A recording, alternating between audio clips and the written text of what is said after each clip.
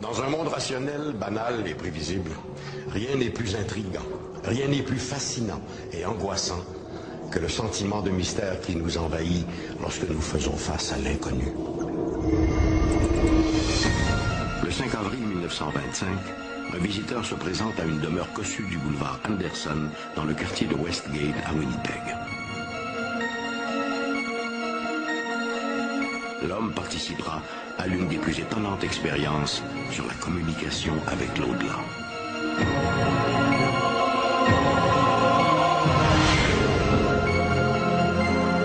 Au début du XXe siècle, la quête d'un contact avec les morts est à la mode. Tout le monde s'improvise médium. Qu'arriverait-il si l'un d'eux tenait dans ses mains la destinée du Canada?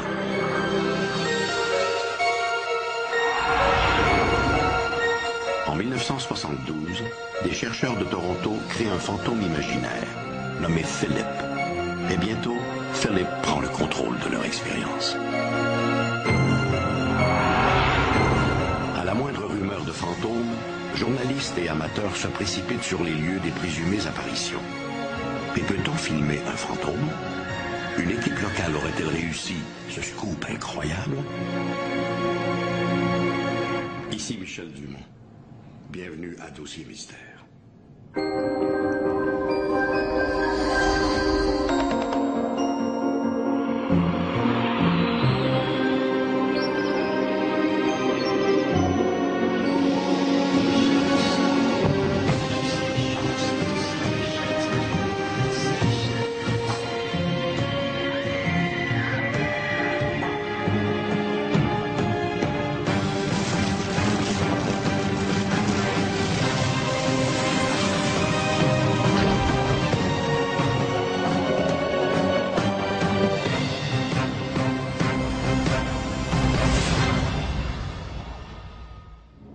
Le spiritisme, c'est l'art de communiquer avec les défunts. Le phénomène est né aux États-Unis au milieu du 19e siècle. De là, il a vite conquis le Canada, puis l'Europe. Le spiritisme a fait l'objet de nombreuses recherches scientifiques à cette époque. Par des moyens souvent fort ingénieux, des chercheurs ont tenté de valider la réalité de ces échanges avec le monde des morts. L'un de ces scientifiques, le Canadien Thomas Glendenning Hamilton, est vite devenu une figure de proue dans ce domaine.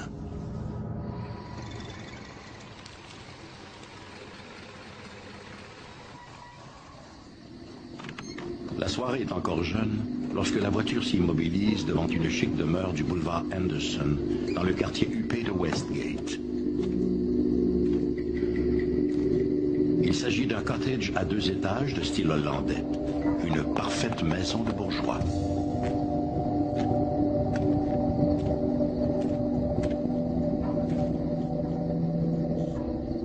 Par les grandes fenêtres illuminées du premier, l'homme remarque que la maison semble déserte, mais il sait qu'il n'en est rien.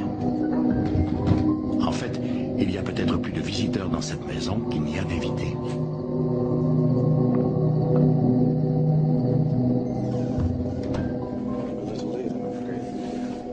L'homme vient rejoindre un groupe rassemblé dans une pièce spécialement aménagée au 2e étage. Des hommes et des femmes sont assis sur des chaises, formant une sorte de fer à cheval. Dos aux invités, une quinzaine d'appareils photographiques. Leur objectif braqué sur le groupe. Tous les appareils sont reliés à un déclencheur à distance. Au centre est placée une petite table en bois. En silence, tous les participants se prennent par la main et collent leurs pieds sur ceux de leurs voisins, formant ainsi une chaîne humaine.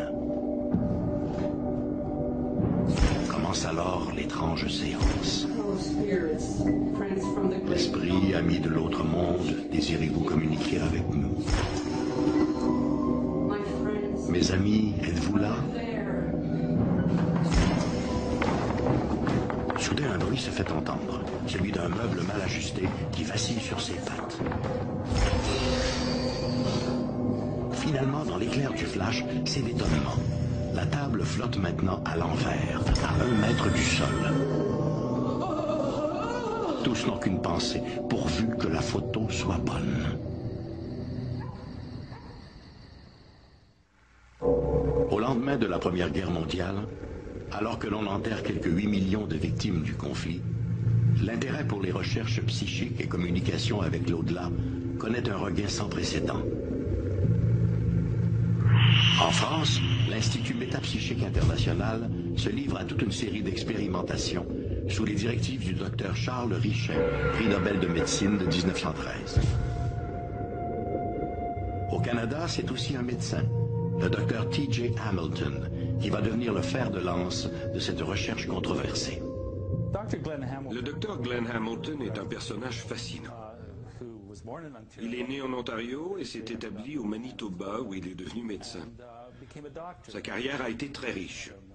Il a été membre du corps législatif du Manitoba et est l'un des responsables de la faculté de médecine de l'Université du Manitoba. Durant les années 1930, il était aussi sans doute le plus célèbre chercheur canadien en parapsychologie. Un ami à lui, le docteur Allison, qui était attaché au département d'anglais de l'Université du Manitoba, s'est rendu aux États-Unis pour y voir une femme qui, par le biais d'une planchette Ouija, disait recevoir des messages d'une défunte du nom de Patience Worth. Cette Patience Worth aurait dicté de l'au-delà toutes sortes de livres allant de la nouvelle à la poésie, et ce, à un rythme étonnant. À son retour, le docteur Allison a parlé de cette histoire à Hamilton. Je crois que c'était en 1918, et c'est probablement ce qui a allumé son intérêt. Thomas Glendinning Hamilton a commencé à s'intéresser à la recherche psychique après la mort de son jeune fils, survenu à la fin de la Première Guerre mondiale. Je pense qu'il a été incapable d'en faire son deuil et que cela a probablement contribué à éveiller son intérêt pour l'au-delà, peut-être pour découvrir ce qui était advenu de son fils.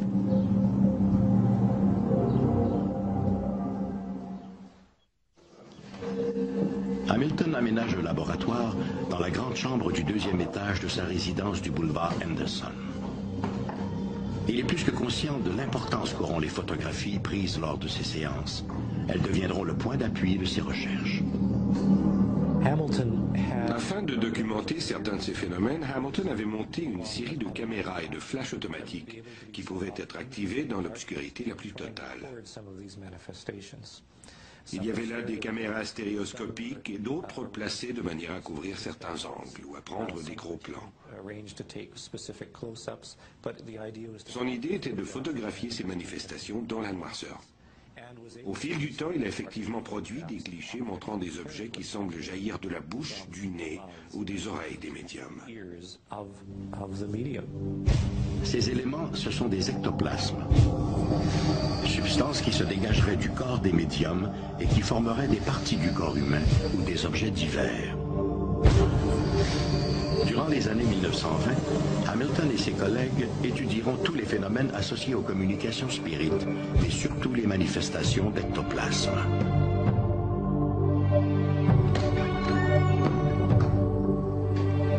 Fidèle à sa règle, Hamilton ne fait appel qu'à des médiums non professionnels, bénévoles, qu'il connaît personnellement et qui acceptent de se soumettre à toutes les mesures de contrôle qu'il leur impose. À son arrivée, le médium est fouillé de façon à s'assurer qu'aucune substance étrangère ne puisse être introduite dans le laboratoire. Ensuite, une fois dans la pièce, le spirit est invité à tendre les mains aux participants placés à ses côtés. Durant toute la tenue de l'expérience, les mains du médium ne quitteront pas celles des gardiens. Et c'est pendant la transe que les esprits se manifestent par le biais d'ectoplasme.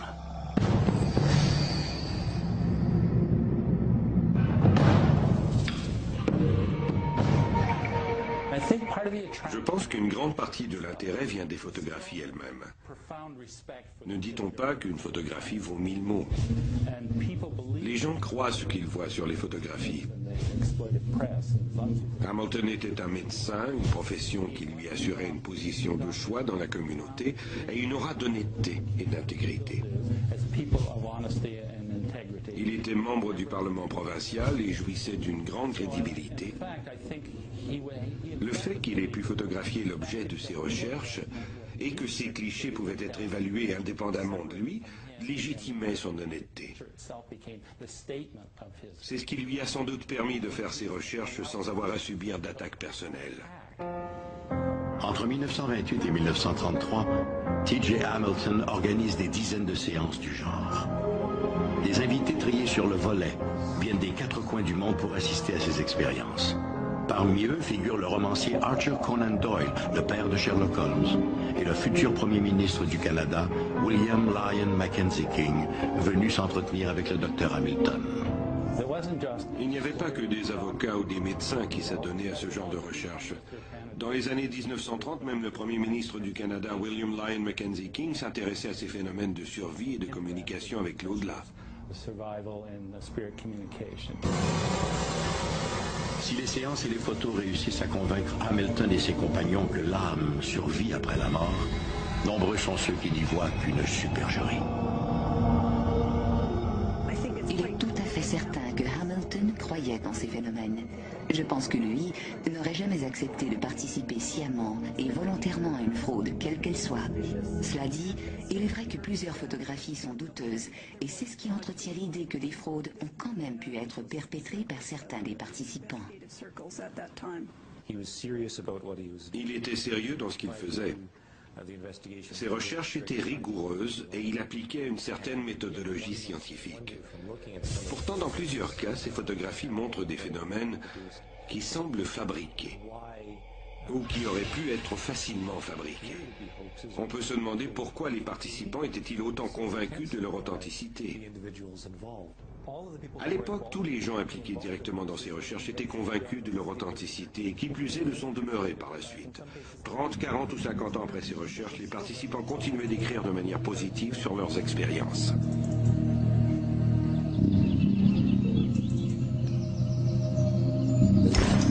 Plusieurs des médecins et des politiciens impliqués ont raconté qu'il aurait été très difficile pour le médium d'introduire quelque chose dans la pièce.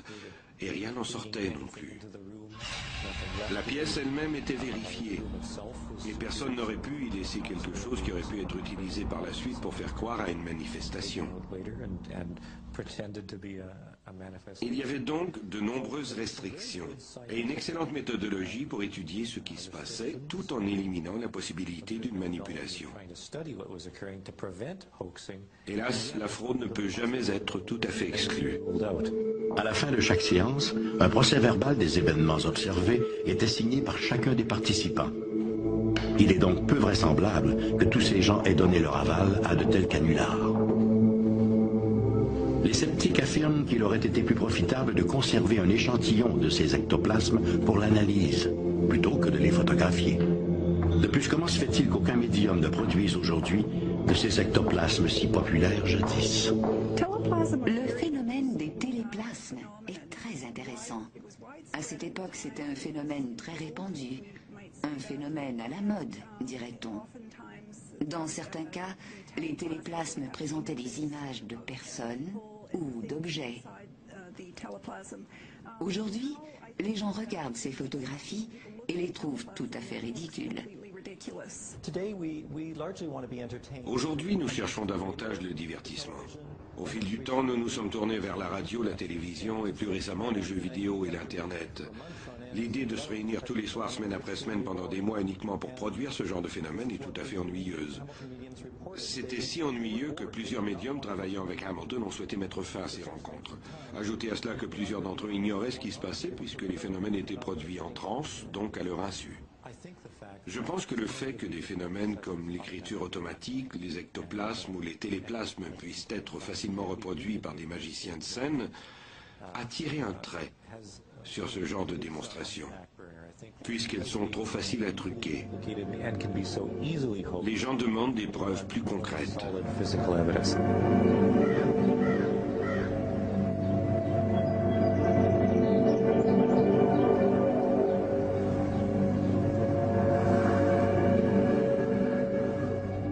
Depuis les recherches de T.J. Hamilton, le spiritisme s'est transformé, tant et si bien que l'art de faire tourner des tables a pratiquement disparu. Aujourd'hui, les médiums canalisent directement les énergies de l'au-delà, d'où leur nom de channelers. Mais au fil des ans, une chose n'a jamais changé. Notre insatiable désir de garder ce contact privilégié avec les personnes disparues qui nous ont été chères. Un désir qui, à défaut d'être rationnel, n'en reste pas moins très humain.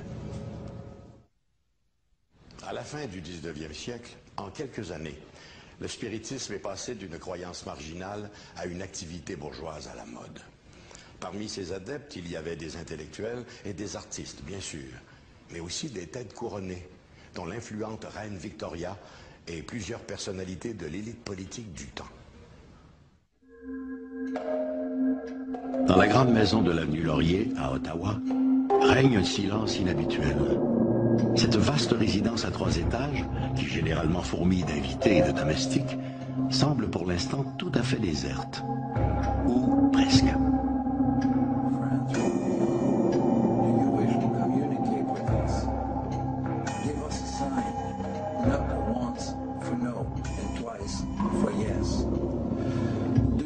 Communicate with us.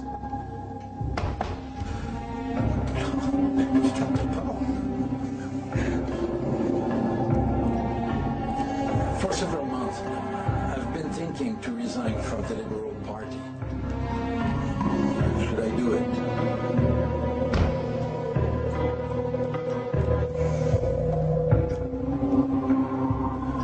The unemployment is still very high all across the country. Will the labor program proposed by Mr. Bennett change something?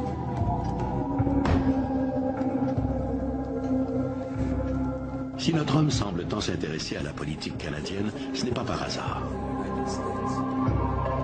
C'est que notre réputé médium se nomme William Lyon Mackenzie King, chef du Parti libéral du Canada.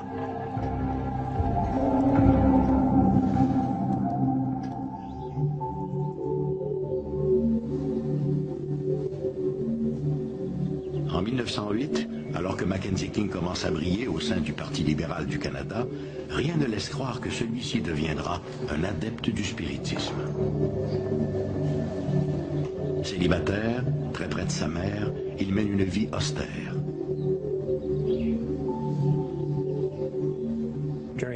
Durant la Première Guerre mondiale et juste après, la famille a commencé à se briser. Son père est mort, puis sa mère, son frère et sa sœur. Cette famille, ce cocon, le seul dans lequel Mackenzie King se soit senti confortable, a pratiquement été réduit à néant. Il a commencé à se sentir très seul. La perte de sa mère, qui avait exercé une emprise considérable sur lui, l'a certainement angoissé, la perte de sa mère après son décès. Le spiritisme est venu combler un besoin important dans sa vie. I see some people just around you.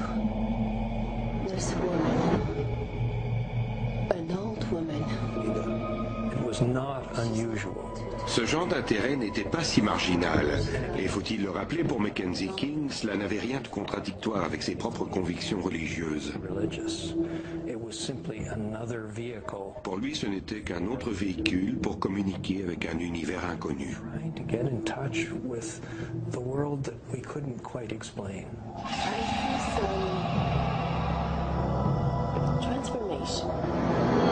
En mars 1925, Mackenzie King, qui s'intéresse de plus en plus aux sciences occultes, consulte une certaine Rachel Blemay, une voyante de Kingston, en Ontario. La médium lui prédit une écrasante majorité au scrutin d'octobre 1925. Effectivement réélu, King mettra toute sa confiance dans le pouvoir des médiums.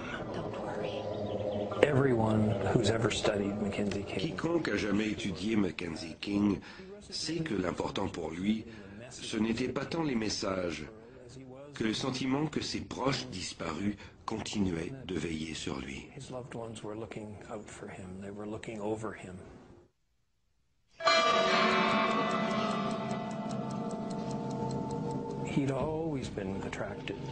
Il a toujours été fasciné par certains nombres et par cette façon de comprendre le sens caché des choses. Certains appelleraient cela de la superstition. Il est arrivé qu'en pleine chambre, il était assis à son pupitre, à son siège, et il a observé il a remarqué que plusieurs députés conservateurs étaient manquants. Et en fonction de la disposition des bancs, et des absents à ces bancs-là. Il a réussi par une gymnastique mentale qui est assez difficile à décrire. Il a commencé à soutirer des chiffres de cet épisode-là. Il a commencé à voir le chiffre 30 à cause de la disposition des bancs et des députés qui étaient assis sur les bancs. Et donc, le chiffre 30, à partir de là, a pris une certaine importance dans sa vie. En 1930, Mackenzie King est défait aux élections. Ses responsabilités publiques étant diminuées, King peut dès lors consacrer plus de temps à ce qu'il appelle ses recherches psychiques. Cependant, la discrétion est de mise. Ses plus proches conseillers voyaient ce qu'il faisait. L'un d'eux a même écrit dans son journal que tout cela était, politiquement parlant, de la dynamite. Si cela venait à être connu, la réputation de Mackenzie King en souffrirait. En 1948, William Lyon Mackenzie King se retire de la vie publique. Mais jusqu'à la fin de sa vie, il entretiendra avec l'au-delà une relation privilégiée.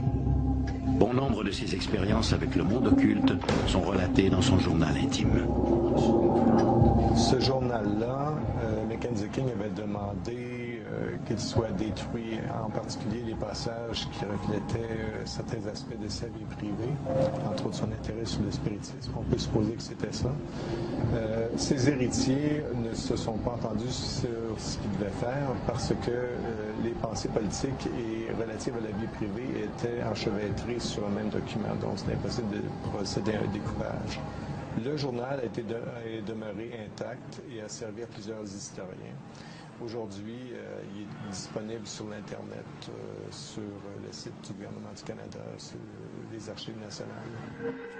Le 22 juillet 1950, Mackenzie King meurt paisiblement dans son lit du domaine Kingsmere. Après une vie consacrée au peuple canadien, il peut maintenant aller rejoindre cet au-delà qu'il a tant invoqué en secret. C'est ainsi que se termina la double vie de Lyon Mackenzie King. Un historien de l'Université d'Ottawa a écrit un article très intéressant sur Mackenzie King et le monde des esprits. Essentiellement, ce qu'il disait, c'était « Comment est-il possible de vivre une double vie ?» Comment peut-on le soir être si passionné par l'au-delà et le jour s'en détacher complètement? Tout cela a certainement dû avoir un impact.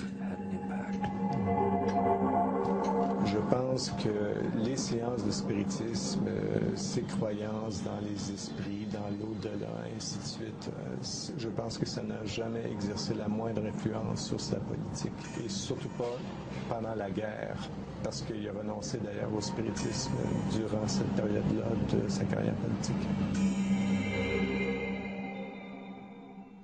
Malgré les recherches menées par le Dr. T.J. Hamilton dans la première moitié du 20e siècle, malgré l'intérêt passionné de plusieurs personnalités publiques et politiques, malgré les progrès scientifiques, la preuve de l'au-delà reste encore à faire. 150 ans de communication médiumnique n'ont pas apporté cette preuve irréfutable dont rêvaient les spirites. Avec humour, Woody Allen disait « Je ne crois pas à l'au-delà, mais j'en porte quand même un caleçon de rechange. » Sage précaution.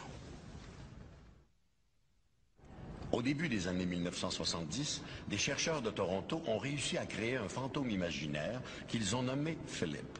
Lors de pseudo-séances spirites, ces chercheurs sont parvenus à reproduire tous les effets généralement associés à des manifestations d'outre-tombe. Coups frappés, lévitation d'objets, réponse à des sujets ignorés des participants. Aujourd'hui, l'expérience de Philip le fantôme demeure la plus importante de toute l'histoire de la parapsychologie.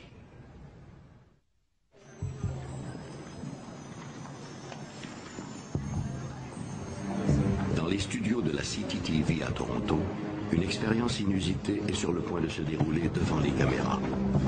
Les vedettes du jour, 8 personnes assises autour d'une table.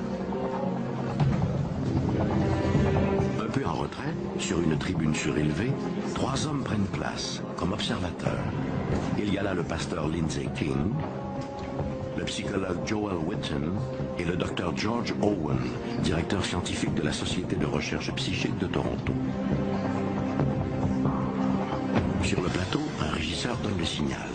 l'expérience peut commencer.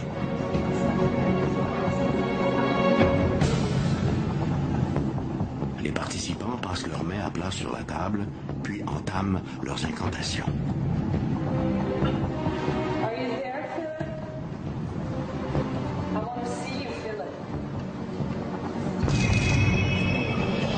Presque aussitôt, la table se soulève, comme si elle était douée d'une vie propre, au grand étonnement des participants.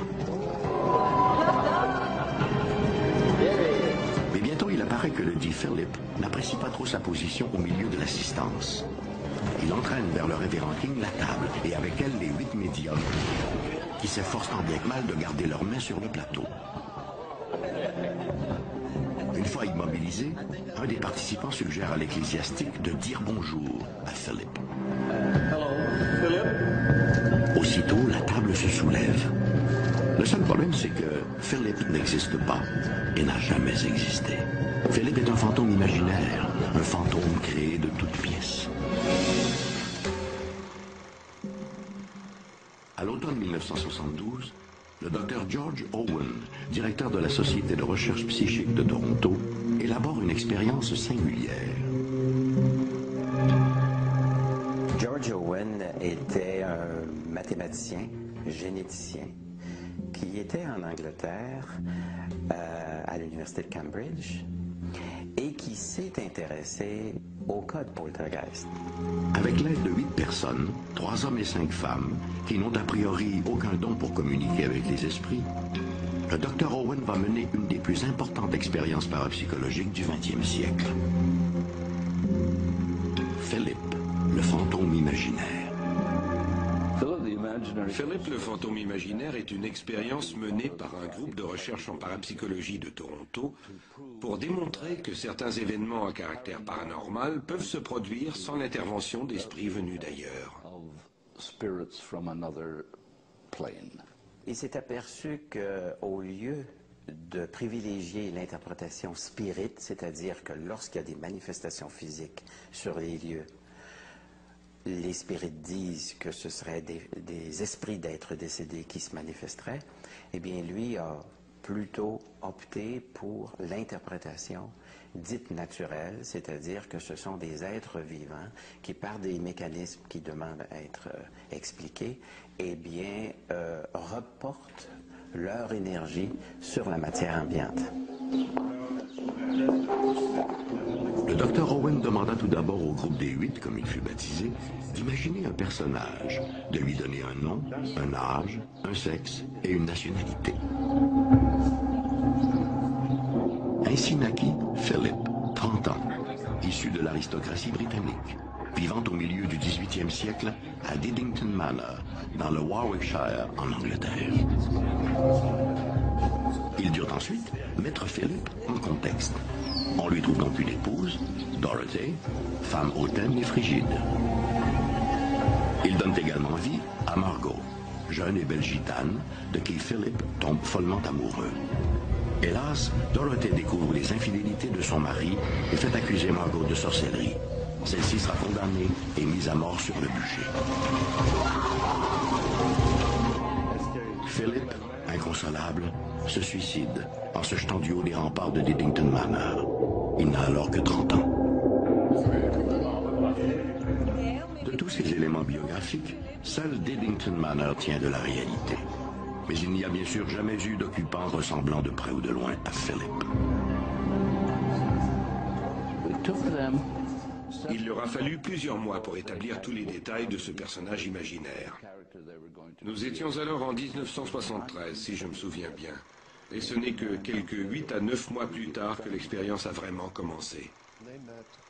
Ils se rencontraient sur une base hebdomadaire dans un local de la société. Un endroit qu'on avait baptisé la chambre Philip. Cette pièce n'était utilisée qu'à cette fin. Autour d'une table à cartes, il y avait 8 chaises de métal occupées par les participants, qui se sont rencontrés pendant près de 10 ans.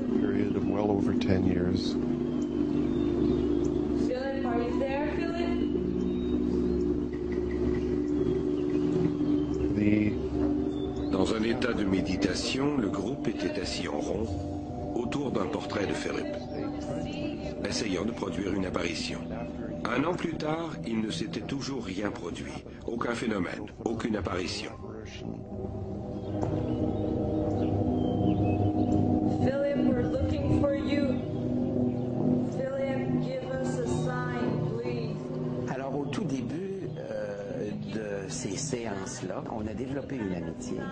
Cette amitié, au fur et à mesure des mois qui passaient, sans effet de psychokinésie ou de télékinésie. Et à un moment donné, donc, il change de stratégie et là, tout à coup, les premiers effets sont sentis. Alors, ce sont ces effets des coups frappés qui venaient au-dessus ou en dessous de la table et puis des mouvements de table. Donc, des phénomènes physiques que l'on peut documenter. Give us a sign, Philip. Philip, are you there, Philip? Après 1 mois ou 2 de discussion avec le fantôme imaginaire de Philip, les participants ont commencé à entendre des coups sur la table. Les gens disaient par exemple « Bonjour Philip » ou « Allô Philip », et aussitôt, ils ressentaient un coup juste sous le bout de leurs doigts. Ou encore si un visiteur se présentait et prenait place en disant lui-même « Bonjour Philip », il ressentait à son tour un cognement sous ses doigts. Ces coups étaient audibles et ont été enregistrés sur bande. Ils avaient aussi une enveloppe sonore tout à fait caractéristique. Nous avons publié tous les détails de cette étude sonore. Les cognements ont éventuellement cédé la place aux secousses de la table. Puis elle a commencé à se déplacer pour enfin se renverser littéralement sur le côté. Pour les participants, ces phénomènes étaient la preuve du succès de l'expérience.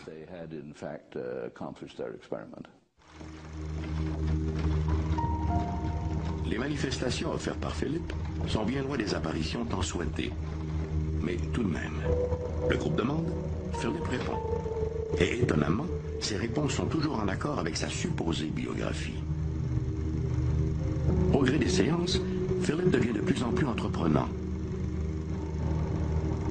Après les 3 coups frappés, voilà qu'il se manifeste en soulevant la table, la faisant valser sur 2 ou 3 pattes. Nous avons été très prudents pour éviter toute forme de manipulation. À plusieurs reprises, nous avons tenu nos soirées de glissade. Nous placions sous les doigts des participants des feuilles d'un papier très fuyant. Si quelqu'un avait alors essayé de pousser sur la table, ses mains auraient glissé sur le plateau à cause du papier. Il est clair que dans ces circonstances, les mouvements de la table n'étaient pas produits par quelqu'un exerçant une poussée. Dans d'autres cas, lorsque l'occasion nous était donnée de filmer l'expérience, nous placions 2 participants, l'un en face de l'autre. Si l'un d'eux avait soulevé les genoux pour faire bouger la table, on l'aurait vu. Or, il est clair que ce n'était pas non plus ce qui se produisait. Nourris et encouragés par des résultats aussi spectaculaires, d'autres groupes dans le monde ont tenté la même expérience avec d'autres personnages imaginaires. Ils en ont à peu près tous tiré des résultats analogues, mais sans plus. À ce moment-là, on s'est dit qu'on avait trouvé la stratégie où on allie en même temps donc la spontanéité, la rencontre à chaque semaine, et aussi un certain encadrement expérimental. Et là, on s'est dit, on a trouvé la recette pour provoquer à volonté ce genre de phénomène-là. Eh bien, on s'est aperçu que cette seule stratégie-là n'était pas suffisante, mais il fallait aussi beaucoup de ténacité de la part des participants.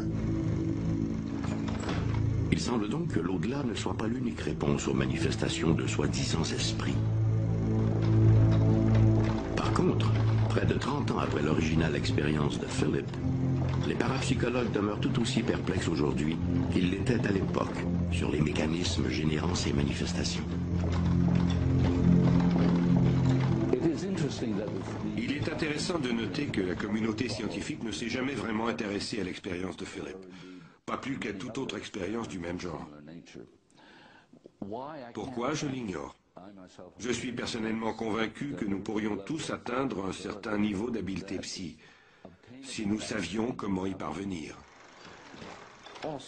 Il est vrai que la communauté scientifique est toujours un peu à la traîne derrière l'expérience humaine. Je pense qu'il n'y a aucune autre raison. Que ce soit du côté de l'école spirit, que ce soit du côté de l'école parapsychologique, on ne peut pas arriver avec des preuves scientifiques parce que la preuve scientifique implique que non seulement on puisse observer les phénomènes, les reproduire à volonté, mais ensuite qu'on puisse les expliquer, c'est-à-dire avoir une théorie qui nous permet ensuite d'en prédire l'émergence. Alors finalement, le dossier reste ouvert. Malgré l'abondante documentation qui existe au sujet de l'expérience de Philip, celle-ci reste méconnue du public. Pourtant, à défaut de nous renseigner sur l'au-delà, cette expérience remet en question toutes nos valeurs et nos croyances sur la nature profonde de l'homme. L'univers de notre esprit serait plus méconnu que l'au-delà? Le mot allemand « poltergeist » signifie « esprit frappeur ». Pour les experts, les poltergeists désignent des manifestations inexplicables qui se traduisent par des coups frappés dans les murs et par des meubles qui se déplacent comme s'ils étaient poussés par des mains invisibles. En 1989, à Beauport, près de Québec, une maison de la rue Monseigneur-Gauthier est devenue le théâtre de phénomènes insolites de type poltergeist. Et tout comme pour l'expérience de Philip, des caméras ont capté ces événements. Mais s'agissait-il réellement d'un esprit frappeur? En ce matin d'août 1989, le temps est gris à Beauport, en banlieue de Québec. Pendant que la jeune Nancy se prélasse dans son lit, sa mère termine son déjeuner.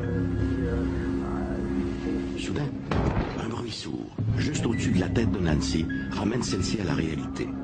Quelques secondes plus tard, un autre bruit, cette fois beaucoup plus violent, la sort définitivement du sommeil. À quelques centimètres de son lit, le mur est défoncé. L'adolescente est terrifiée. Le manège, qui dure déjà depuis plusieurs semaines, fait dire à tous les locataires de la maison que l'heure du déménagement vient juste de sonner.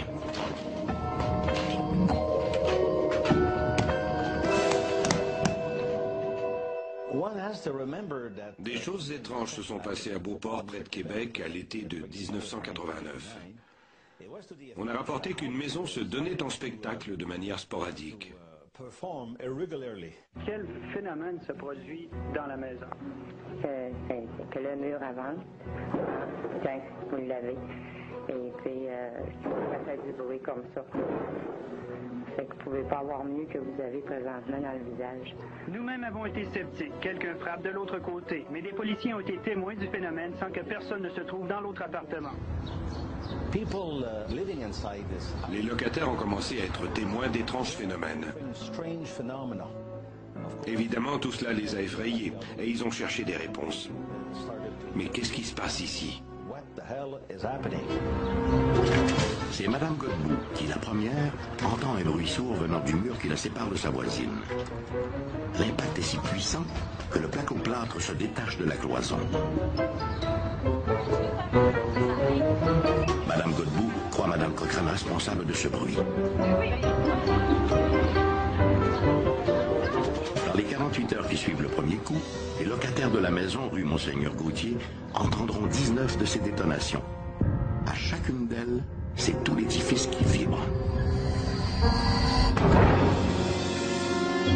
Désemparés, les locataires contactent la ville de Beauport qui envoie sur les lieux un de leurs inspecteurs en bâtiment.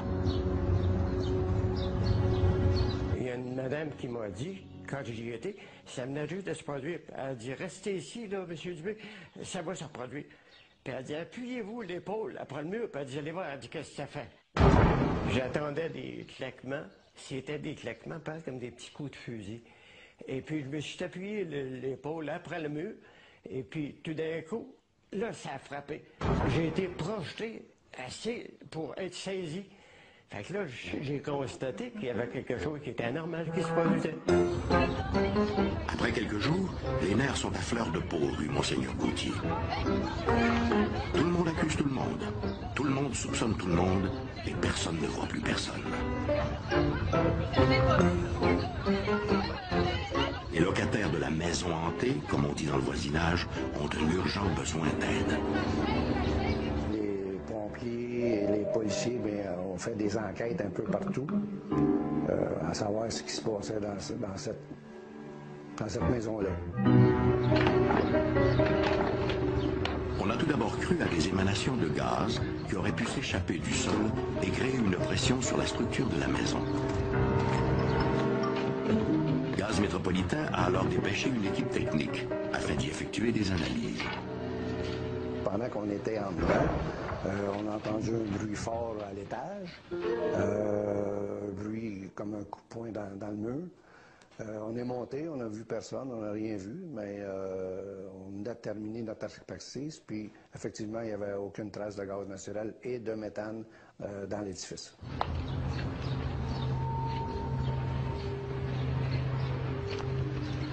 Une équipe de la télé locale, s'emparant du cas, a même filmé un ingénieur géologue qui, lui, soupçonnait le sol argileux d'être responsable de tout ce branle-bas.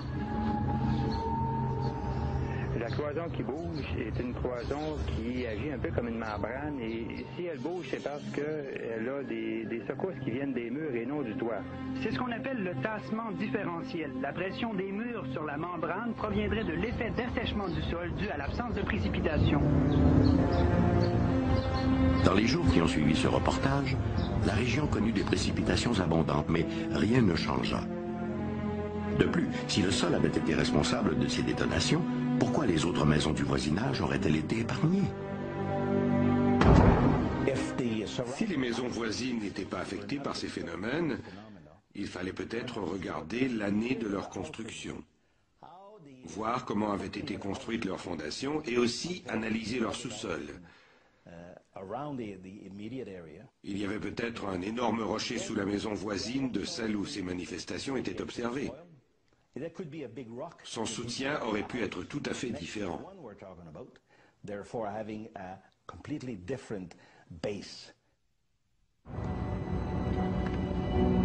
En l'absence d'explication rationnelle de la part des experts, les rumeurs de poltergeist n'ont pas tardé à circuler. Le 4 août, en après-midi, la ville de Beauport ordonne l'évacuation de la maison afin d'assurer la sécurité de ses occupants.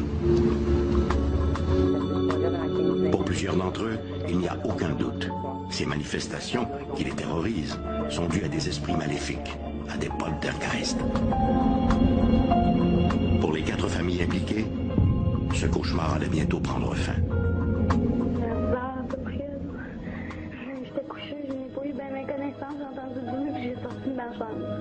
Tant que ce n'était qu'un mur qui était victime du phénomène, les autorités publiques toléraient la présence des locataires. Mais maintenant que plus d'un mur est touché ailleurs dans la maison, on ne prend plus de risques, on a exigé l'évacuation. À ce moment-là, les gens étaient presque en panique, propriétaires, locataires. Les gens avaient crainte et ils avaient peur de ce qui se passait. Et les gens ne voulaient plus rester là, ne voulaient pas coucher là ce soir-là. Durant le mois d'août, les locataires sont revenus dans leur ancien appartement afin d'y récupérer leurs effets. Il semble que les bruits y étaient moins puissants et plus espacés. Si bien que, à la fin d'août, l'étrange phénomène semblait terminé. Les esprits avaient définitivement quitté l'immeuble du 3566 Monseigneur Gauthier. Je ne suis pas un fervent de fantômes, d'ovnis ou quoi que ce soit. Mais ce que je peux vous dire, c'est que la bâtisse est encore là et qu'elle est habitée. Selon moi, il est possible que l'été particulièrement sec de 1989 soit en quelque sorte responsable du phénomène de Beauport. Un phénomène dont l'explication est probablement naturelle. Certainement pas surnaturelle. Lorsqu'il est question de manifestations d'outre-tombe, les chercheurs en parapsychologie s'identifient surtout à 2 écoles de pensée. Les survivalistes, qui croient que les poltergeists sont l'œuvre d'entités désincarnées, et les psychologistes qui, eux, au contraire, pensent que ces phénomènes ne sont qu'une simple manifestation involontaire d'un pouvoir encore inconnu du cerveau, comme semble le démontrer l'expérience de Philip. C'est un débat qui est à la fois mystique et scientifique. Notre âme contre notre esprit. Quand l'inconnu ébranle jusqu'à notre confiance en ce monde, notre imagination s'emballe. Mais les vrais mystères, ceux qui défient toutes les explications rationnelles, ne sont-ils pas une porte ouverte sur la véritable connaissance ?